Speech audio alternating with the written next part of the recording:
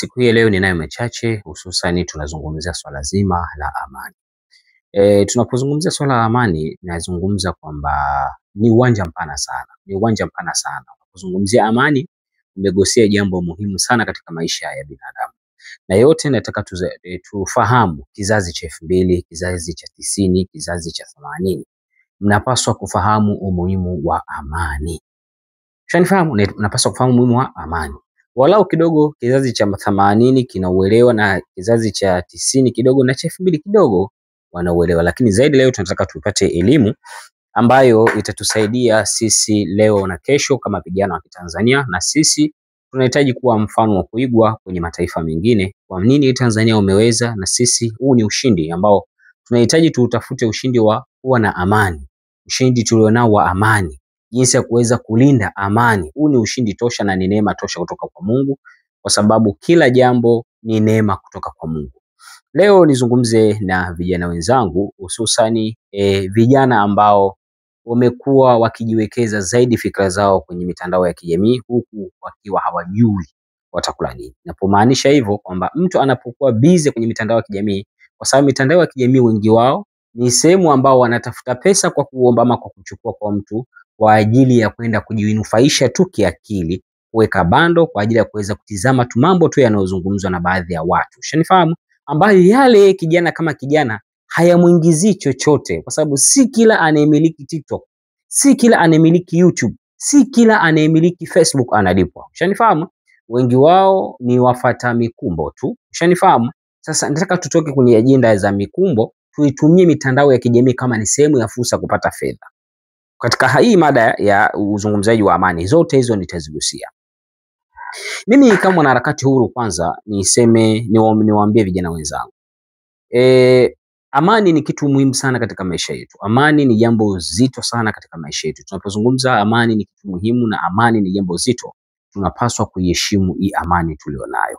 Tunapozungumza tunapaswa tuiheshimu. Ni kwa sababu gani? Tunapaswa kuiheshimu amani tulionayo kwa sababu ni neema bado tunayo.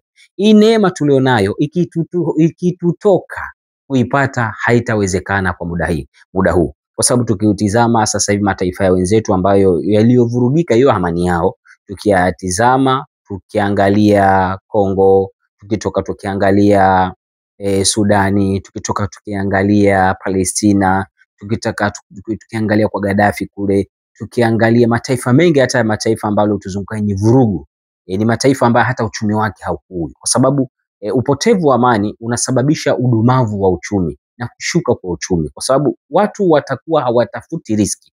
Wewe leo unapata muda wa kuweza kuchati katika mtandao, ukasema na mimi sijui na wewe utafanyaje siku kwenye maandamano na utashiriki. Ushanifahamu? Kwa muda huu wewe unapata fursa hii kwa sababu una amani. Ukikosa amani, hata wakati wa kuweka bando hautakuwepo, wakati wa kumpigia mtu simu ukazungumza naye chochote hautakuwepo. Wewe muda wote utakuwa ni mtu wa heka, ni mtu wa pressure. Na hii amani inatoweka vipi? Inatoweka na baadhi, kwa sababu ya baadhi mara nyingi tukiangalia nchi zetu za Afrika, inatoweka amani baadhi ya wanasiasa ambao wanaotamani kuingia kwenye madaraka, lakini wakiwa wamekosa hoja, mwisho wa siku watahitaji kutumia kundi la vijana kwa ajili ya kuweza kuharibu miundombinu ya nchi, ili waaminishe kwamba wao wanakubalika kwa watu fulani, kwa lengo baadaye kwamba ikiwezekana serikali iliyokuwepo ikae nao chini iweze kuzungumza nao. Ushanifahamu? Au ukiona chama chochote au wanaharakati wenye hisia ya chama fulani wanataka kufanya maandamano, ina maana hawa tayari hoja zimewashinda. Ushanifahamu? Hoja zimewashinda. Wanachojaribu sasa ni kutafuta huruma kutoka kwa vijana. Ushanifahamu? Wanachojaribu ni kutafuta huruma kutoka kwa watu, kwamba labda tuwaonee huruma wasaidiwe. Lakini wakishasaidiwa, huyu anayeambiwa andamani, ambaye siku akiandamana atakuja kuvunjwa miguu kwa sababu ya nini? Ya kuikosea sheria ya nchi, kwa sababu siku ya uchaguzi sio siku ya kuandamana. Maandamano yana siku zake maalum. Ukiomba kibali kwa siku fulani ambayo sio siku yenye shughuli ya kitaifa, kibali utapewa, utaandamana. Kwani washaandamana au Chadema tunaowasema? Wameandamana mara ngapi kwenye nchi? Wameandamana mara kibao. Vyama vyote vya kisiasa vimeshaandamana kwenye nchi, ambavyo havivya upinzani hivi vimeshaandamana kwenye nchi. Vimeandamana, baada ya kuandamana wakatimiziwa zile haja zao walizoandamania. Mfano leo hii ndio maana nasema kwamba ukiona wanaharakati kutoka chama cha Chadema, kwa sababu Mange Kimambi ni mtu ambaye anaisupport Chadema. Ushanifahamu? Kwa hiyo kijana unasema kwamba unaenda kuandamana, unaenda kusupport maandamano, ina maana wewe tayari mlengo wako unafahamika kabisa, huyu kijana anatoka chama cha Chadema. Ushanifahamu? Ina maana wewe kikukumba yale maandamano unajulikana kabisa huyu amekuja kuandamana kwa niaba ya chama, amekuja kuandamana kwa niaba ya Lissu. Haya maandamano ambayo mnayazungumzia kwenye mitandao, kwa sababu tunaona sasa yanazidi kupandishwa hadhi. Kupandishwa hadhi kwake nitakuja kuzungumzia pia. Ushanifahamu? Haya maandamano mnayazungumzia ni arrangement iliyopangwa na kina Maria Sarungi. Aliyepanga maandamano Maria Sarungi, Mange Kimambi, mmoja simtaji huko kwenye na kesi zake. Ushanifahamu? Hawa yani Chadema, baadhi ya watu, sio chama, baadhi ya watu wa Chadema ndio wano arrange maandamano. Hata ukimsikiliza yule kijana Toha Mwaipaya unaona kabisa hawa ni kati ya watu wanaoandaa hayo maandamano. Wanaandaa maandamano kwa mlengo wa maslahi yao wao binafsi. Ushanifahamu? Kwamba maslahi yao wao ndio yanayowapeleka kufanya hivyo. Sasa ndio maana wanachokifanya, wanapoteza muda mwingi sana katika mitandao. Wanahakikisha kwa siku wanaposti video zisizopungua 10, 20, video 5, ushanifahamu, za kuhakikisha kupush hilo jambo lao waweze kufanikiwa. Ushanifahamu? Ndio maana kila siku sema tano, wanajua kabisa nguvu kazi ya vijana, asilimia kubwa ya vijana wengi, wale wengi wao wanatafuta pesa, wanakuja kwenye mitandao kuja refresh. Ila wengi wao nao pia wamekuwa wakijiletea changamoto za uvivu. Baadhi yao, mimi nazungumza ukweli, muda wote yuko mtandaoni, haipiti siku mpaka apate bando. Ukimuuliza ili bando unaloliweka kwenye mtandao wako wewe kwenye simu yako kwa ajili ya kuperuzi kinakuingizia nini? Kwa sababu unachokiweka kwenye simu au pesa yoyote unaoiweka sehemu yoyote, hakikisha inakuingizia pesa, inakuingizia ulaji, ama inakuingizia maarifa ya kesho. Ushanifahamu? Sasa vijana wengi tumekuwa na changamoto nyingi kwamba tunaingia kwenye mitandao tukiwa hatujui tunakwenda kufanya nini. Ushanifahamu? Ndio maana hawa wanaotaka kuvunja amani, ndio maana wanatumia fursa hiyo. Wanajua kabisa vijana wa Kitanzania sasa hivi wamerelax katika mitandao ya kijamii. Sasa tukawapanikishe huko. Siwezi kusema wamefanikiwa, maana Tanzania mimi nawafahamu vijana ni watu ambao likija jambo wanalizungumzia sana, lakini ikifika wakati wana kawaida ya kupotezea. Ushanifahamu? Kwa sababu wanaangalia je, kile kitu kina maslahi gani kwao. Kwa hiyo jamani, swala la amani inatunzwa na wewe mwenyewe. Kwa sababu in case ikitokea chochote, kwa sababu uwezi kuvuruga utawala uliokuwepo sehemu yoyote, nchi yoyote, ikiwa unaendelea vizuri na utaratibu mzuri. Ushanifahamu? Ina maana wewe utakuwa kati ya watu ambao utakwenda kuandamana, utakuwa kati ya makundi ya waasi, utakuwa kati ya kundi la ugaidi. Kwa sababu utakaenda kuandamana utakuwa muasi na utakuwa ni mgaidi, kwa sababu unakwenda kuwanyima watu haki yao siku ya msingi ya kumchagua mtu wao wanemwamini na kumtaka. Vijana wengi tumekuwa tunakurupukia hata mashuleni, msijui baadhi yetu sio tunakwenda kufanya nini. Ninapozungumza maskuli tunaenda kufanya nini, nikiwa na maana kumoja, kwa sababu elimu tunaopewa, kwanza Watanzania tunapata elimu ya uzalendo. Ushanifahamu? Wa kuipenda nchi yetu. Ushanifahamu? Tunapata sana hii elimu. Kwa akitokea mwenda wazimu kichaa akahamasisha uvunjifu wa amani, mara nyingi tunapaswa hii elimu tulioipata uzalendo ni kumpuuza, kwa sababu tunapaswa tuangalie yeye ni nani na anahitaji nini kwa wakati huu. Kwa sababu tukiangalia wanaohamasisha maandamano ni watu wanaomtaka Tundu Lissu. Wanaohamasisha maandamano lengo lao ajenda ya Chadema ya no reform no election itimie. Sio, mnanielewa? Yaani kwamba wanachosukuma wao ni kwamba ajenda yao ni ya no reform no election iweze kutimia. Je, wewe kijana ambaye una chama, unajiingiza kwenye siasa, unakwenda kukitetea chama ambacho hakijawahi kumpa hata bibi yako soda ya maji, hakijawahi kumpa hata bibi yako maji ya kunywa, hakijawahi hata kumletea umeme tu hata bibi yako.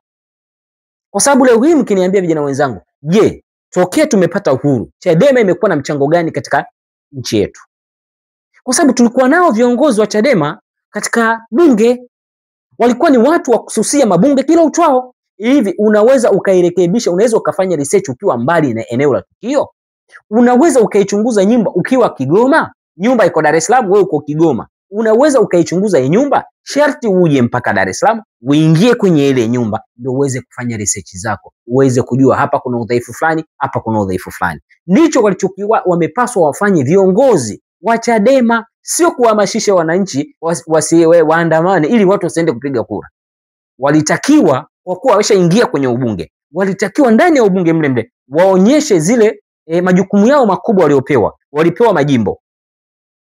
Mbowe alikuwa na jimbo, Tundu Lissu alikuwa na jimbo, Heche alikuwa na jimbo, Lema alikuwa na jimbo, lakini ukiniambia leo Lema kafanya nini kwenye jimbo lake, huwezi kuniambia. Heche kafanya nini kwenye jimbo lake, huwezi kuniambia. Wanaposho wale walikuwa na uwezo wa kusukuma ajenda na ajenda ikaenda na ikasikilizwa ikafanywa kazi, lakini walichokuwa na kikalia bungeni ni mabishano. Kwa sababu hata tukija kwenye katiba ya sheria ile ambayo Jaji Warioba, katiba sheria ile katiba ile ya Jaji Warioba, mshanifahamu, mchakato wa katiba walioharibu vurugu walikuwa ni wao wa kushirikiana kina Polepole ili waendelee kula posho, mchakato urudi siku nyingine uendelee kula posho. Leo huyu mtu anakuambia eti ukaandamane. Haya, ukishaenda kuandamana unapata faida gani? Wakikaa wao hapo wanapopataka kwa fikra zao zinavyowatuma, fikra za mende. Mshanifahamu, kwa sababu mende huwa hafikiri kama hiki au ni kitu gani. Kwa sababu mimi nasema ni fikra za mende. Mshanifahamu? Au wanachokifikiria wakishakaa wao kwa fikra zao za mende ambazo haziwezekani. Wakishakaa pale, wewe unayevunjika mguu huku, wewe unaetia nia kwenda kuandamana, na kuapia kwa imani yangu mimi, wallahi wabillahi, na kuapia kwa imani yangu mimi, na kuapia kwa imani yangu naoiamini mimi, haki ya Mungu wallahi wabillahi hawatakaa wakakusaidia chochote. Ni heri aliyekuwepo mara 100, kwa sababu tumeona chama chake kimebeba ajenda kiasi gani, kimeweza kuwasaidia wananchi wa Tanzania kiasi gani, kimeweza kusaidia vijana wa mikopo 10% kiasi gani. Mshanifahamu? Kimeweza kutufikisha wapi tokea miaka 60, wengine kabla hata tuna dalili za kuzaliwa. Leo tumezaliwa, tuko tunazungumza, tuna amani, kwa sababu amani ndiyo kila kitu kwenye maisha. Unapata muda kuabudu, ukipata muda wa kuabudu, shukuru Mungu. Yaani kosa vyote, nenda kwa Mungu wako kamnyenyeko. Ukipata hata dakika tu 2 za kumshukuru Mungu wako aliyekupa pumzi, aliyekupa na hiyo fikra ya kutuma ukaandamane. Leo hii unakwenda kumkosesha haki Mungu, eti unakwenda kuandamana kwa kudai haki gani? Wakati haki umeshapewa, haki kubwa kwa binadamu. Malengo ya binadamu kuja duniani, lengo la kwanza ni kumwabudu Mungu, ni ibada kwa Mungu. Haya, wewe unaenda kutafuta haki gani? Rejea kwa Mungu. Kile unachokitaka ukimuomba Mungu utafanikiwa tu, ndugu yangu. Wewe ulizaliwa hujitambui. Ulitunga kwenye tumbo la mama yako na mzazi wako, hujitambui. Ukaja ukazaliwa duniani, hujitambui. Leo uko umri huo, una uwezo wa kupambanua mambo, una uwezo. Je, ule anayekufacilitate wewe, unatoka kwenye rika zote, unaamka asubuhi, kesho siokuwa na uhakika yako. Ukitaka kujua kesho yako haina uhakika, nenda hospitali, omba kuingiza ICU, kawaangalie watu waliolala. Hapo ndipo utapata akili. Kumbe amani na umuhimu. Jukumu letu kubwa ni kuitunza amani kwa ajili ya ibada yetu. Nilizungumza mada ya nyuma kwamba kuna mabeberu ambao wanataka kuwatumia Watanzania wavuruge ili wao wajinufaishe kimaisha yao. Nchi zao hazina vurugu wala nini. Kwa sababu tujiulize, huyu mtu anayepiga kelele Mange Kimambi anapotokea kuna vurugu? Huyu Tundu Lissu ambaye alikuwa anasema no reform no election, je, anakodhaminiwa na familia yake ambao ni mke wake na watoto wake, je, kuna vurugu? Kwa nini wao wanachochea vurugu huko? Kwa nini haya matakwa yanayofanyika kwa nini asifanyike kule? Kwani kule kuna rais, kuna demokrasia kule? Kule hakuna rais. Sehemu nyingine kuna wafalme, ambapo kina Tundu Lissu ametokea kuna wafalme. Tunapozungumza haya mambo, vijana tujaribu, kwa sababu sisi ndio vijana, sisi ndio taifa la leo. Sisi lazima tulitengeneze taifa letu. Watoto wetu wanaokuja hawa ni lazima tuwaandalie maisha mema kama waliotuandalia wazee wetu. Elimu tumeandaliwa na wazee wetu. Niwaambieni tu, walikaa waliumia watu kwa ajili ya hii Tanzania. Waliteseka watu kwa ajili ya hii Tanzania. Uhuru unaotaka wewe ni uhuru gani? Hebu nifahamishe. Kwa ndugu zangu, ni vijana wenzangu, ilivyo wanasiasa wengi wanatumiaga formula hii kama niliyoizungumza. Wanajaribu kuwachukua vijana, kuwajaza jazba kwa ajili ya matakwa yao wao tu. Niwaambieni tu ukweli, kwa ajili ya matakwa yao wao tu. Wakishatimiza ajenda zao, hamtakaa mkawaona wakiwasaidia nyinyi. Ndio maana nimetolea mfano. Mboya alikuwa mbunge, licha Mboya kwenye hii kesi hayupo kabisa. Natolea tu mfano. Haya, huyo Lema mfano uliokuwa hai, alikuwa mbunge Arusha. Tundu Lissu alikuwa mbunge Singida. Heche alikuwa mbunge huko kwao. Je, tuambieni ni kitu gani kikubwa alichokifanya? Huyu anayehamasisha eti maandamano, baba yake si alikuwa ndani ya Tanzania? Alifanya nini huyo Mange Kimambi? Baba yake alifanya nini mpaka yeye akafikia hatua kwanza kuuza mwili wake? Ina maana kwamba mzazi wake alifanya nini? Unajua, mtu anasema maandamano. Je, wewe umechangia nini taifa? Kuna watu wanaumia kwa ajili ya hili taifa. Leo unakuja kumwambia eti andamani, wakati yeye ameteseka kwa ajili ya kulisimamisha hili taifa. Hao mnaosema wanaosema hao wanawahusisha hao. Watu wameumia kwa ajili ya hili taifa. Ushanifahamu? Kama wameumia kwa ajili ya taifa, wana amani na wataendelea kuilinda amani. Na mwanajeshi yoyote, niwaambieni tu kweli, taifa lolote, hakuna mwanajeshi anayetamani nchi vurugike amani. Hakuna anayetamani. Niwaambieni tu kweli. Hiyo ndio uhalisia. Kwa hiyo vijana wenzangu, tusijaribu kuingizwa mkumbo na watu wenye maslahi yao binafsi. Leo nahamasisha mtu kakaa tu kwenye kigari chake. Unaona mwenzio na magari ana maisha mazuri. Angalia kwanza jiko lake. Wewe je, unalo? Sio Tanzania ile. Msifikiri kama anazungumzia Tanzania. Ile ni Marekani. Anazungumza kwenye gari zuri la gharama. Je, wewe unalo? Tuangalie sisi na kombe, tukizungumza tunaweka mapazia nyuma tunazungumza. Ndio uhalisia wetu wa maisha yetu. Tunazungumza kwenye ukuta. Ndio uhalisia wetu wa maisha yetu kwamba hatujatoboa. Yeye kule katoboa kwa sababu analelewa. Je, na wewe kijana mwenzangu unataka ufikie hatua uvuruge amani ukalelewe?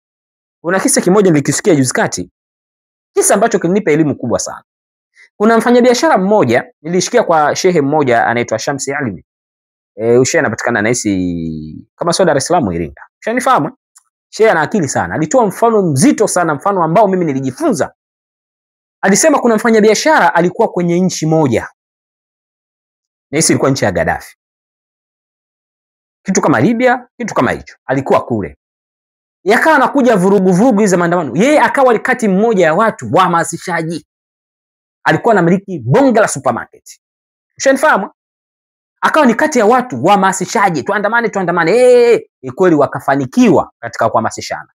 Ndio kitakatokea kile vurugu zilizotokea. Leo hii ninavyokuambia mimi hivi, huyo jamaa kwa mujibu wa maelezo ya shehe ambaye alikuwa anazungumza hizo kauli. Leo hii tunapozungumza, huyu jamaa alikuwa ni tajiri mkubwa sana huko kwa Oli. Lakini leo hii amekwenda kuwa mtumwa kwenye supermarket ya mtu. Tena niseme mtu wa mwisho kabisa. Anatumwa niletee kitu fulani. Akaulizwa, unafikiri ungerudi kwenye ujana wako leo hii? Maana sasa hivi ni mtu mzima kidogo. Je, ungefanya nini? Kwanza akasema ningetetea taifa langu lisivuruge amani. Leo Libya mpaka leo imetulia, niambieni. Ni kama wakina Tundu Lissu, ni kama wakina Mange Kimambe. Tuandamane. Je, Libya leo tunaiona imetulia? Na niambieni.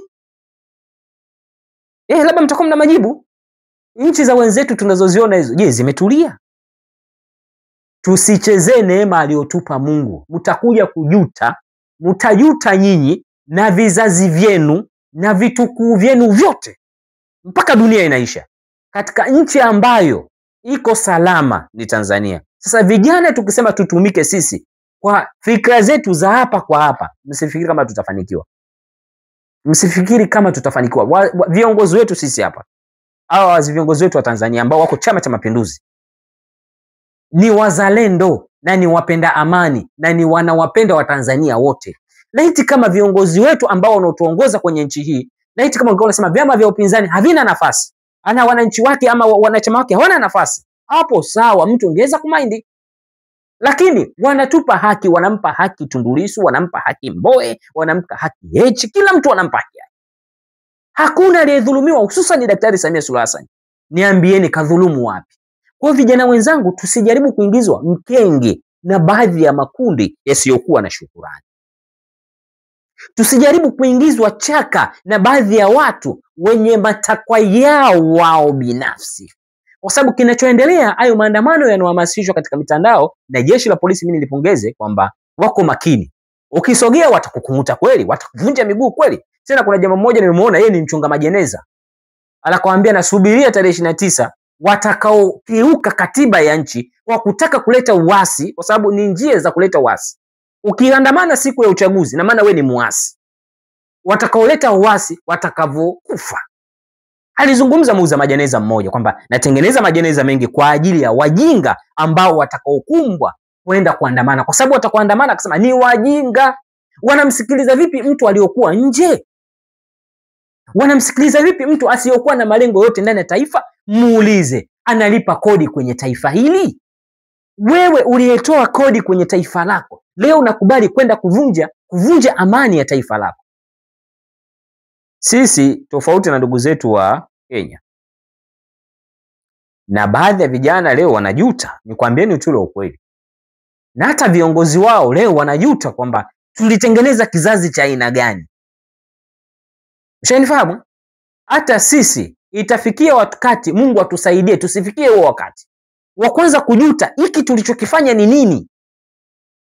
Mshanifahamu? Kwa hiyo mimi nazungumza haya vijana wenzangu. Nyie mnajiita wa 2000, mnajiita wa nini? Sisi wenzenu tulikuwa vijana na mpaka leo bado ni vijana. Mshanifahamu? Lakini bado tunaendelea kulitetea taifa letu.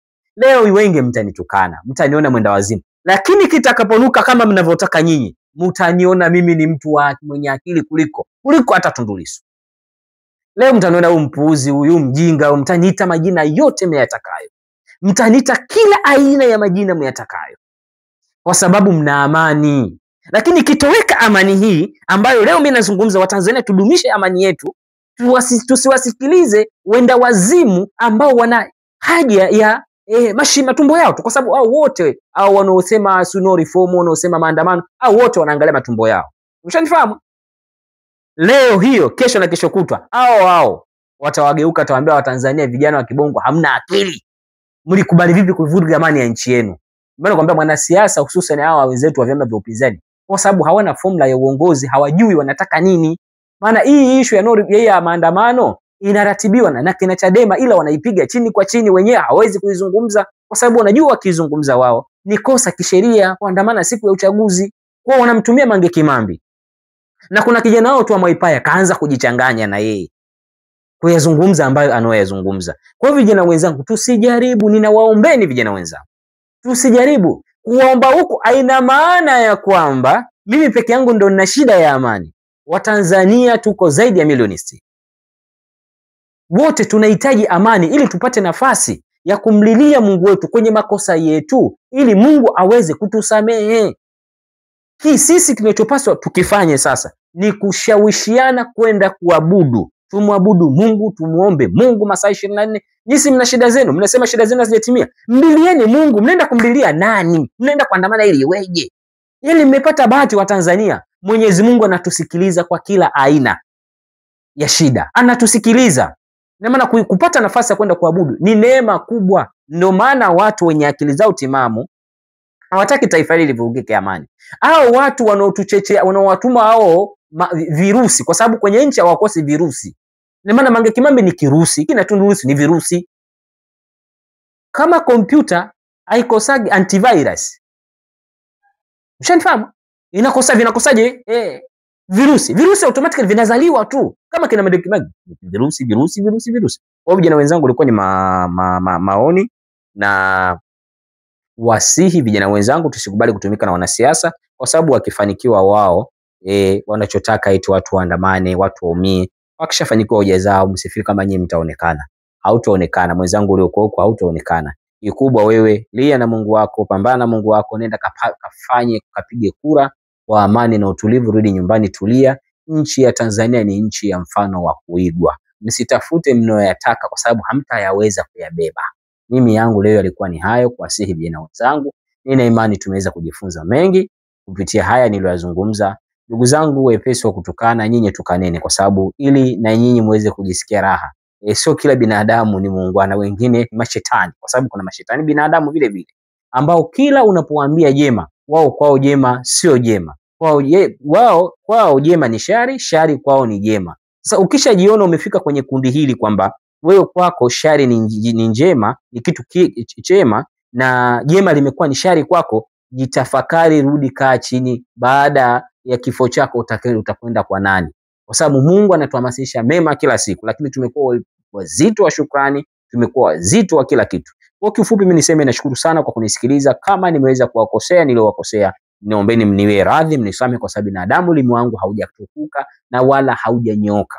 Ila nasaha zangu kwa vijana wenzangu, tusikumbwe wala tusidanganywe. Huyo Mange Kimambi hayuko Marekani, Maria Sarungi hayuko Tanzania. Mshanifahamu? Asanteni kwa kunisikiliza.